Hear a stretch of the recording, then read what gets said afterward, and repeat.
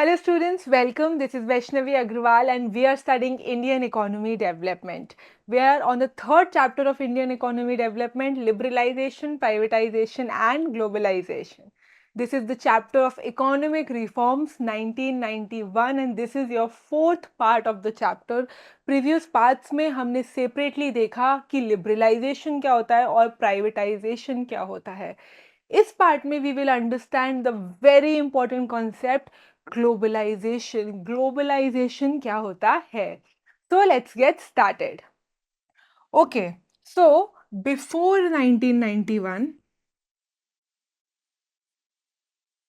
And 1991 economic reform, इन दोनों के बीच में हमने देख लिया कि इंडिया ने लिबरलाइजेशन कर लिया, प्राइवेटाइजेशन कर लिया, कोटाज हटा दी, लाइसेंसिंग हटा दी, साथ में परमिट्स हटा के क्या ले लिया? ग्लोबलाइजेशन ले लिया. ये जो मेजर चेंज आया है इसमें सबसे बड़ी चीज़ क्या आई कि 1991 तक India was a closed economy. Closed economy का क्या मतलब होता है कि क्लोज्ड इकोनॉमी इंडिया का ओपन ट्रेड नहीं था और कंट्रीज के साथ. इंडिया सिर्फ डोमेस्टिकली करती थी, इंडिया पूरी कंट्रीज के साथ ट्रेड नहीं करती थी. सिर्फ बेसिक जो गुड्स होते थे, जो इनको बहुत इंपॉर्टेंट होते थे किसी भी चीज़ को बनाने के लिए, उन्हें इंपोर्ट करती थी और बहुत ही माइनर चीज़ें एक्सपोर्ट करती थी प्राइस के वजह से. बट ओपन इकोनॉमी नहीं थी, हमेशा से क्लोज्ड इकोनॉमी रही. 1991 के रिफॉर्म में India became an open economy. Open economy मतलब ये वर्ल्ड के साथ ट्रेड करने लगी, हर एक कंट्री के साथ क्या करने लगी? ट्रेड करने लगी. तो ये जो डिफरेंस है कि जो क्लोज्ड इकोनॉमी थी इंडिया, वो वहाँ से जो ओपन इकोनॉमी बनी है, इस डिफरेंस को हम बोलते हैं ग्लोबलाइजेशन. क्या बोलते हैं? ग्लोबलाइजेशन. ग्लोबलाइजेशन का मतलब होता है अपनी कंट्री को ओपन करना वर्ल्ड इकोनॉमी के साथ, मतलब इंडियन इकोनॉमी को वर्ल्ड इकोनॉमी के साथ इंटीग्रेट करना. इंडियन इकोनॉमी अब क्या करेगी? वर्ल्ड के साथ ओपनली ट्रेड करेगी. जो बेचना होगा पूरे वर्ल्ड को वैसे ही बेचेगी जैसे इंडिया के अंदर बेचती है, और जो लेना होगा वो वैसे ही लेगी जैसे पूरे इंडिया के अंदर लेती है. कोई भी डाउट? तो क्या होता है globalisation? Integration of countries economy. India की इकोनॉमी का integration with the economies of other countries, दूसरी कंट्रीज या rest of the world of economy से, under conditions of free flow of trade. कि आप ट्रेड क्या, एक्सपोर्ट इंपोर्ट बिल्कुल free कर सकते हो without any issue. And capital across the borders, पूरी across the border, across the nation. A process to increase economic interdependence and deepening national economy with world economy. ये process क्या होती है? ये आपको डिपेंड करती है वर्ल्ड इकोनॉमी पे, और क्या करती है? आपका रिलेशन, अपनी नेशनल इकोनॉमी का रिलेशन वर्ल्ड इकोनॉमी के साथ और अच्छा करती है. समझ आया? अब मुझे बताओ कैसे इंटरडिपेंडेंट होती है. Suppose India India dairy products में बहुत अच्छा है. ठीक है, अभी का सिनेरियो बता रही हूँ मैं. इंडिया डेयरी प्रोडक्ट्स में बहुत अच्छा है. हमारे यहाँ डेयरी प्रोडक्ट्स बहुत अच्छे मिलते हैं. जैसे कि जापान है. जापान किस चीज़ में बहुत अच्छा है? जापान के पास टेक्नोलॉजी बहुत अच्छी है. जापान की जो कंपनी है उसमें टेक्नोलॉजी बहुत अच्छी है. तो अब इंडिया और जापान को अगर ट्रेड करना होगा तो जापान को पता होगा कि मैं इंडिया से क्या कर सकता हूँ? डेयरी प्रोडक्ट्स ले सकता हूँ जापान के लिए. तो इंडिया पे जापान का डिपेंडेंस है ना, कि जापान क्या करेगा कि यहाँ से मैं इंपोर्ट करूंगा डेयरी प्रोडक्ट्स. सिमिलरली इंडिया क्या करेगी? इंडिया बोलेगी कि वो जापान से टेक्नोलॉजी के प्रोडक्ट्स ले सकती है, तो वो ये जो टेक्नोलॉजी के प्रोडक्ट्स है ये क्या करेगी? एक्सपोर्ट करेगी. तो यहाँ आपको क्या देखा कि इंडिया और जापान फ्री ट्रेड के लिए अलग अलग चीज़ों पे एक दूसरे पे डिपेंडेंट है. और इसी डिपेंडेंसी की वजह से क्या होगा? इन दोनों कंट्रीज़ का रिलेशन क्या होगा? और स्ट्रांग होगा, क्योंकि ये लोग एक दूसरे के साथ ट्रेड कर रहे हैं. तो ये कंट्रीज़ का रिलेशन क्या हो जाएगा? स्ट्रांग हो जाएगा. This is what they meant by deepening of national economy and world economy and interdependence. अब क्या ज़रूरत थी ग्लोबलाइजेशन की? ग्लोबलाइजेशन की इंपॉर्टेंस क्या है? क्यों चाहिए था ग्लोबलाइजेशन? क्या सोच कर आया? ग्लोबलाइजेशन एक बहुत ही कॉम्प्लिकेटेड फंक्शन है, क्योंकि आपकी इकोनॉमी बंद है, वो पूरी वर्ल्ड इकोनॉमी से दूर है. अब एकदम से वो सबसे क्या करने लगी? ट्रेडिंग करने लगी. तो इट्स नॉट ईजी. तो इस चीज़ के लिए जब वो आया तो उसको पता था कि क्या करना है, नेशनल इकोनॉमी को मतलब इंडियन इकोनॉमी को ग्लोबलाइजेशन के थ्रू पूरी इकोनॉमी से इंटीग्रेट करना है। इंडियन इकोनॉमी के अंदर कॉम्पिटिटिवनेस लानी है, इंडियन इकोनॉमी के अंदर क्या करना है, एक्सपोर्ट इम्पोर्ट ट्रेडिंग को और फ्री करना है कि क्या करे, इकोनॉमिक डेवलपमेंट ज़्यादा हो इंडिया का। To create a borderless world. जैसे आप इंडिया के अंदर ये देख के नहीं ट्रेड करते हो कि स्टेट कौन सा है, कि राजस्थान है, कि मध्य प्रदेश है, कि उत्तर प्रदेश है, सिमिलरली वो सारी बॉर्डर्स जब हम कंट्रीज में भी नहीं देखते हैं ट्रेडिंग में, तो उसको हम बोलते हैं globalization. Integration of economy to country to the world economy, India की इकोनॉमी को वर्ल्ड इकोनॉमी के साथ करना। It's a complex phenomena. It is an outcome of the set of various policies that aims to transfer world towards greater independence and integration. Same चीज जो मैंने आपको India और जापान के एग्जाम्पल से समझाई. It involves creation of networks and activities transcending economic, social and geographical boundaries.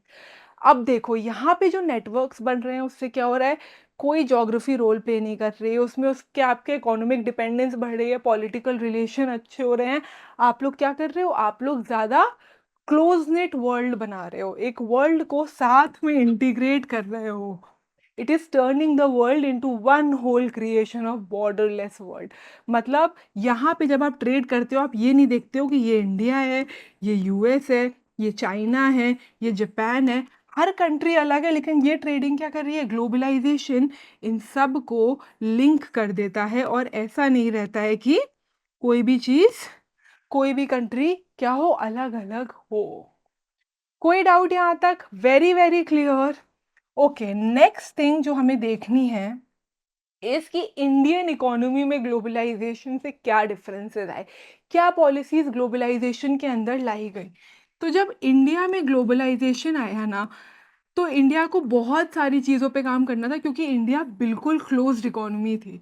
तो उनके लिए बहुत ही ट्रिकी था कि कैसे हम वर्ल्ड इकोनॉमी में एंटर करें, वर्ल्ड मार्केट में एंटर करें. It's not easy. तो यहाँ पे इंडिया ने 3-4 चीज़ों पे बहुत फोकस किया जब वो क्या कर रहे थे, वर्ल्ड इकोनॉमी के अंदर आ रहे थे. पहला सेक्टर जहाँ इन्होंने बहुत फोकस किया वॉज इंडस्ट्रीज. कौन सा सेक्टर था, इंडस्ट्रियल सेक्टर. इंडस्ट्री सेक्टर एक ऐसा सेक्टर था जहाँ पे ग्लोबलाइजेशन बहुत ईजिली आ सकता था. कैसे आ सकता था, क्योंकि इंडस्ट्रियल सेक्टर हमेशा से बहुत ग्रोथ और टेक्नोलॉजिकली मॉडर्नाइज सेक्टर है, जिसको टेक्नोलॉजी में हमेशा क्या चाहिए, बहुत अपस्केल हेल्प चाहिए. तो जब हमने इंडस्ट्री के बारे में सोचा और हमने ग्लोबलाइजेशन के बारे में सोचा, तो हमने सबसे पहले क्या किया, हमने फॉरेन डायरेक्ट इन्वेस्टमेंट और फॉरेन इंस्टीट्यूशनल इन्वेस्टमेंट जो होता है, मतलब एफडीआई की जो भी इन्वेस्टमेंट फॉरेन वाले यहाँ इंडियन कंट्री में कर सकते हैं, ट्रेडिंग में कर सकते हैं, उसकी लिमिट 51% ऑफ इक्विटी तक बढ़ा दी. हमने बोला कि वो बहुत ओपनली इंडिया के अंदर आके डायरेक्ट इन्वेस्टमेंट कर सकते हैं, किसी भी इंडस्ट्री में कर सकते हैं, किसी भी ब्रांच में कर सकते हैं, किसी भी इंडस्ट्री के साथ कोलैबोरेट करके कर सकते हैं. इट इज़ ऑन देम, किसी भी इक्विटी पे कर सकते हैं, चाहे वो इक्विटी 51% की क्यों ना हो. सेकंड हमने बोला, अगर हम फॉरेन को हायर कर रहे हैं, क्या कर रहे हैं, फॉरेनर्स को अगर इंडियन कंपनीज हायर कर रही है, या फॉरेन टेक्नीशियंस को इंडियन कंपनी हायर कर रही है, या फिर कोई सिचुएशन आई जब इंडिया के पास कोई भी क्या नहीं है, कोई भी सल्यूशन नहीं है, इंडिया को पता है कि अभी यहाँ पे मेरी टेक्नोलॉजी वीक है, तो हम क्या कर सकते हैं, हम बाहर की कंट्रीज़ की हेल्प ले सकते हैं. फॉर एग्जाम्पल, सपोज इंडिया में कोई इंसिडेंट हुआ, उस इंसिडेंट की वजह से हमें कोई टेक्नोलॉजी की क्या चाहिए, हेल्प चाहिए कि ये टेक्निकल डिफेक्ट कैसे ठीक होगा, और मेरे को पता है कि इंडिया के पास वो रिसोर्सेज नहीं है कि इंडिया में ये प्रॉब्लम सॉल्व हो जाए. तो मैं क्या करूँगी, I am able to send that technical problem और product to the other country, maybe US, और मैं उनसे बोलूँ कि आप ये करके दे दो एंड मैं उसको वापस ले लूँ.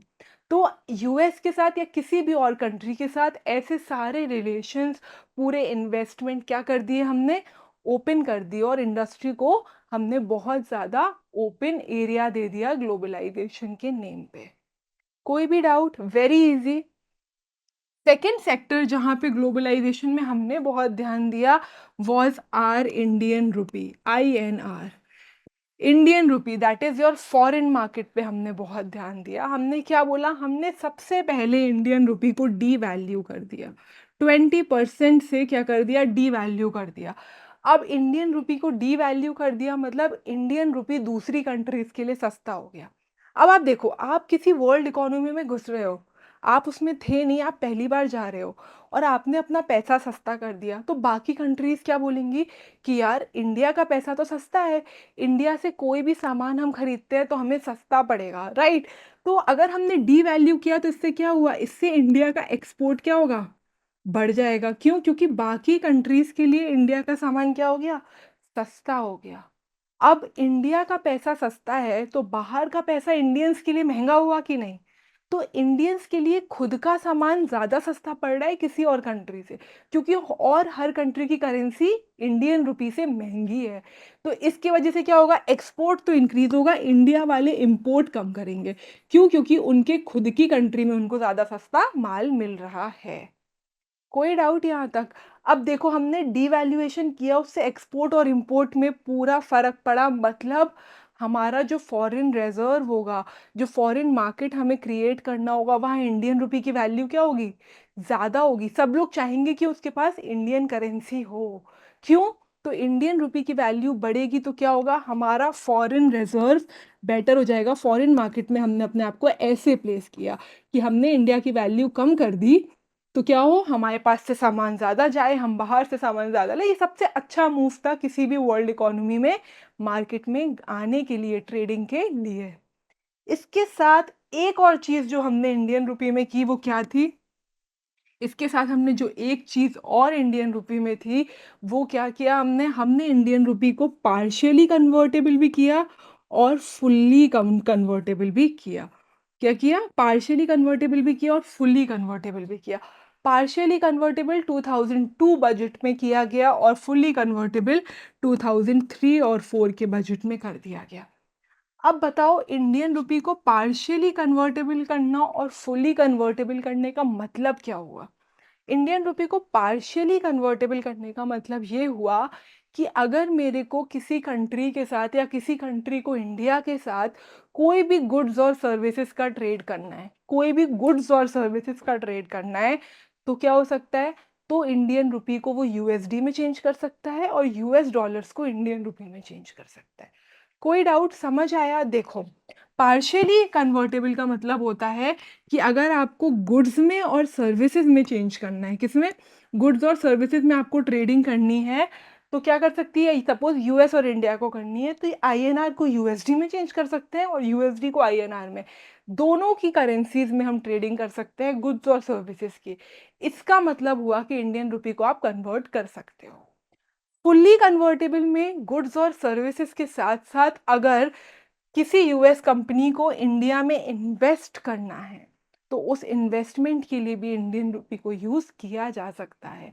जब तक पार्शियली कन्वर्टेबल था, सिर्फ गुड्स और सर्विसेज के ट्रेडिंग में हो सकता था। उस टाइम अगर यूएस को यहाँ पे इन्वेस्ट करना है, तो वो सिर्फ यूएसडी में इन्वेस्ट कर सकता है, आईएनआर को कन्वर्ट नहीं कर सकता है। बट फुल्ली कन्वर्टेबल 2003 में क्या हुआ कि अगर हमें किसी को बाहर इन्वेस्ट करना है, तो हम उनकी करेंसी ले सकते हैं, इंडियन करेंसी को कन्वर्ट करके, और अगर किसी को यहाँ करना है तो वो अपनी करेंसी हमें दे सकते हैं, किसके लिए? इंडियन करेंसी को कन्वर्ट करके। इनकी वजह से क्या हुआ? इनकी वजह से अपना फॉरेन रिजर्व और फॉरेन मार्केट में भी बहुत फर्क आया। कोई डाउट? तीनों चीजें बहुत क्लियर हैं। इंडस्ट्री और इंडियन रुपी के अलावा जो थर्ड चीज़ है जिसमें हमने ध्यान दिया, was our exports and imports. क्या थी? Trading, export and import. Export और इम्पोर्ट में भी हमने बहुत ध्यान दिया। हमने क्या किया? एक्सपोर्ट और इम्पोर्ट के लिए जितने भी टाइप की कस्टम ड्यूटीज़ थी, हम उनको बहुत कम ले आए। मतलब जो कस्टम का टैक्स लगता है, कोई भी कंट्री की बॉर्डर से कोई चीज़ बाहर जाती है या कोई भी चीज़ अंदर आती है, उस टैक्स को 250% से हमने सिर्फ 10% कर दिया कि पूरे एक्सपोर्ट्स में क्या हो, कोई दिक्कत ना आए। गवर्नमेंट ने एक नई एक्सपोर्ट इंपोर्ट पॉलिसी बनाई जहां पे एक्सपोर्ट प्रमोशन को बहुत ज़्यादा वैल्यू दी गई और इंपोर्ट सब्स्टिट्यूशन पे भी काम किया गया, जिसकी वजह से क्या हुआ? इंडियन ट्रेडिंग डेवलप हुई। ये था पूरा ग्लोबलाइजेशन। इतना ही आपको समझना है ग्लोबलाइजेशन में। Very clear? Let's see it through the slides.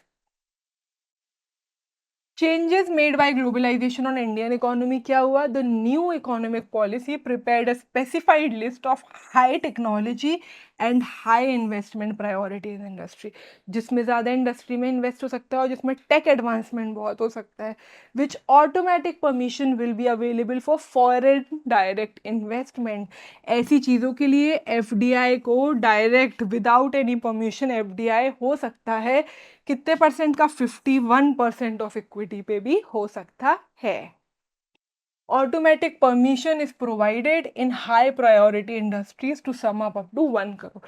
किसी भी बड़ी इंडस्ट्री के लिए 1 करोड़ रुपए तक इन्वेस्ट करने के लिए आपको किसी परमिशन की नीड नहीं है। वो कोई भी फॉरेन कंट्री, कोई भी फॉरेन इंडस्ट्री अपने कंट्री में वो इन्वेस्टमेंट कर सकती है। No permission is now required for hiring foreign technicians or for testing indigenously developed technology abroad. मतलब अगर आप किसी फॉरेन टेक्नीशियन को हायर कर रहे हो तो भी कोई दिक्कत नहीं है। अगर आपको लग रहा है कि कोई टेक्नोलॉजिकल इशू इंडिया में नहीं हो सकता, आप किसी और कंट्री में जाके उसको सॉल्व करवा रहे हो, उसमें भी कोई दिक्कत नहीं है। Very clear?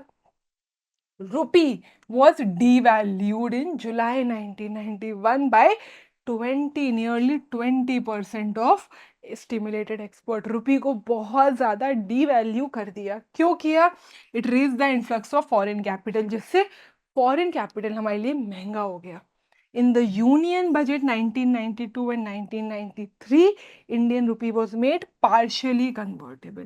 1992-1993 में इंडियन रुपी को पार्शियली कन्वर्टेबल कर दिया। दैट मीन्स अब आप गुड्स और सर्विसेज के लिए इंडियन रुपी को कन्वर्ट कर सकते हो दूसरी करेंसीज में। और 93-94 में क्या किया? फुल्ली कन्वर्टेबल कर दिया। मतलब गुड्स और इन्वेस्टमेंट की ट्रेडिंग के अलावा कैपिटल अकाउंट में भी आप क्या कर सकते हो? मतलब इन्वेस्टमेंट में भी आप रुपी को पूरा कन्वर्ट कर सकते हो। यहाँ एक चीज़ ध्यान रखना, ज़रूरी नहीं है कि वो पार्शियली कन्वर्टेबल में आपको सिर्फ गुड्स एंड सर्विसेज लिखा दे, वो आपको करंट अकाउंट भी लिखा दे सकता है। करंट अकाउंट बीओपी का ट्रेड अकाउंट ही होता है जिसमें गुड्स और सर्विसेज ही आते हैं, और इन्वेस्टमेंट आता है कैपिटल अकाउंट में। तो अगर वो आपको लिखा दे कि पार्शियली किस में हुआ था, तो करंट अकाउंट में हुआ था, और फुल्ली किस में हुआ था? जब कैपिटल अकाउंट भी हो गया था। Very clear? डाउट मत रखना।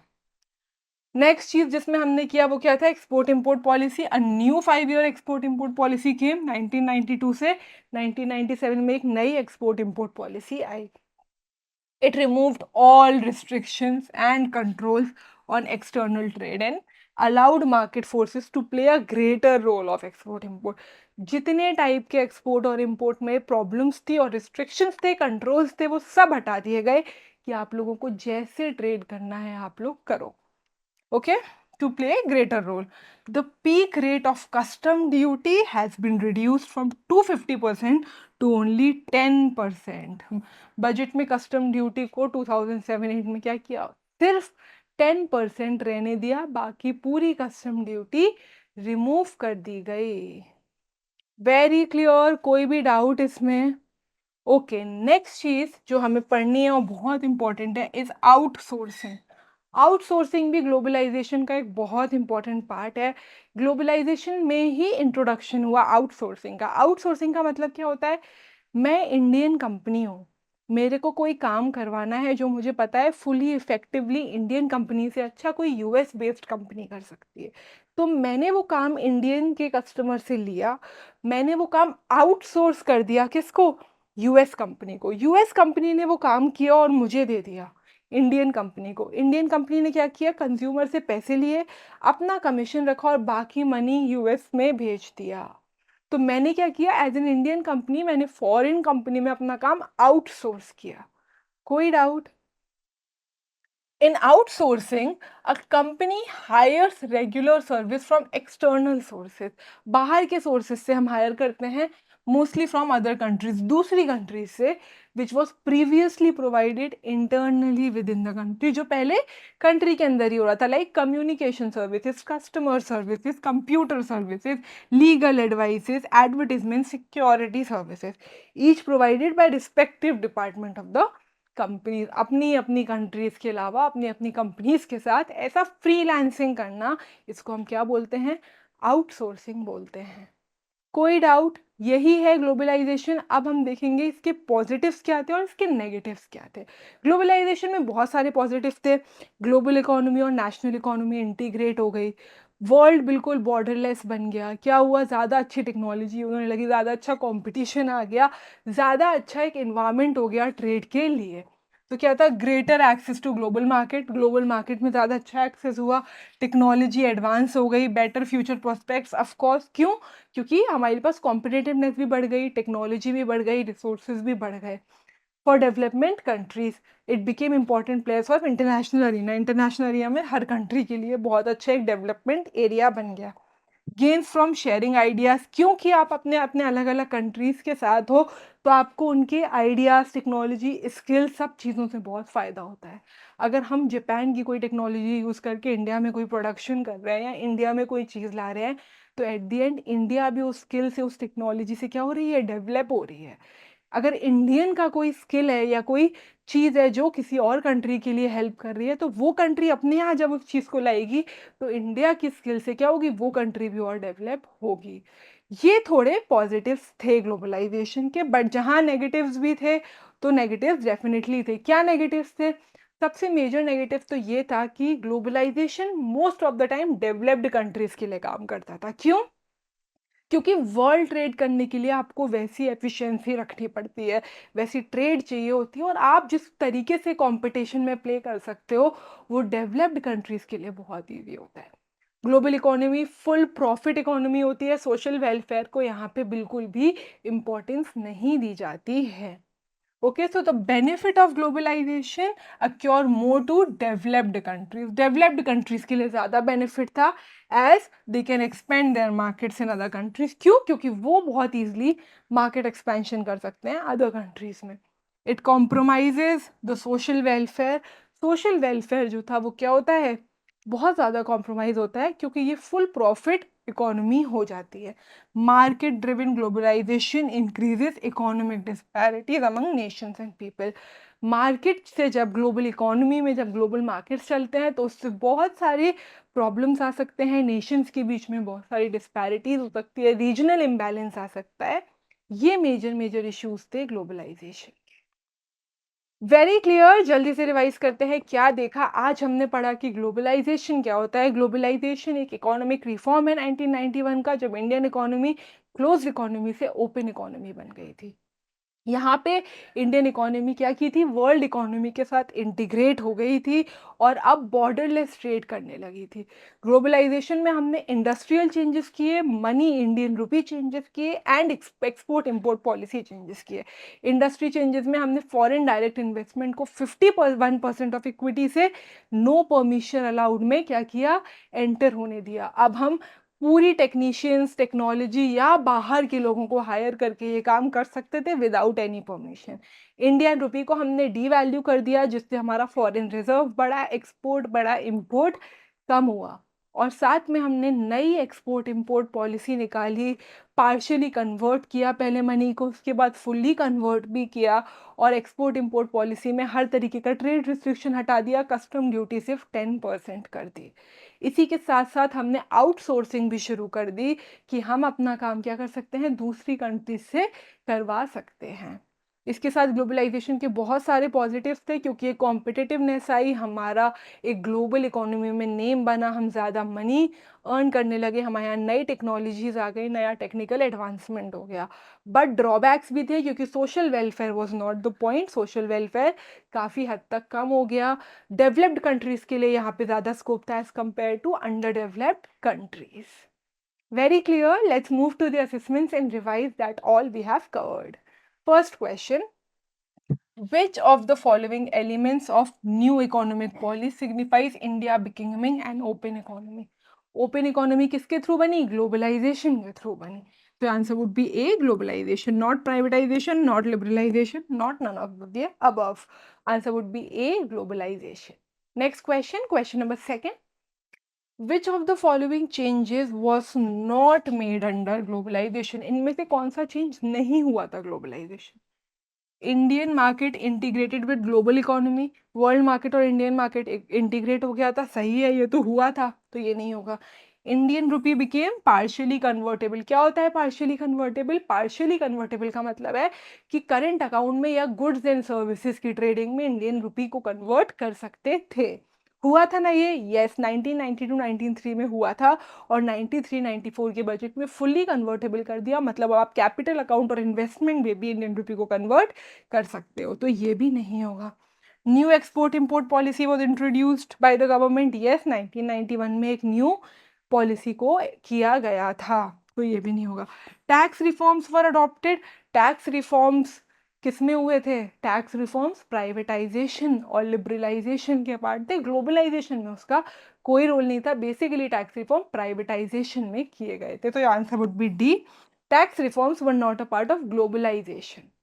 Next question, question number 3, What was the negative consequence of globalization? इनमें से नेगेटिव या ड्रॉबैक क्या था ग्लोबलाइजेशन का? एडवांस टेक्नोलॉजी तो पॉजिटिव है, टेक्नोलॉजी एडवांस हो गई इंडिया की। एक्सपोर्ट प्रमोशन, इंडिया के एक्सपोर्ट्स बढ़ गए, ये भी क्या हुआ? पॉजिटिव हुआ। Better access to global market, global economy, global market में हम ट्रेड करने लगे, ये भी पॉजिटिव हुआ। Compromise of social welfare, social welfare का कम होना ड्रॉबैक है ना? इट्स नॉट पॉजिटिव कि आपका पब्लिक वेलफेयर कम हो गया। तो answer would be D, compromise of social welfare. Next question, question number 4, what was the positive consequence? अब इसमें से पॉजिटिव क्या था? एडवांस टेक्नोलॉजी पॉजिटिव है, एक्सपोर्ट प्रमोशन भी पॉजिटिव है, better access to global market again positive. So answer would be D, all of the above are positive consequences that were happened for globalization. Okay, this is all for today. I hope you understood it. It's a very, very easy concept. Thank you so much.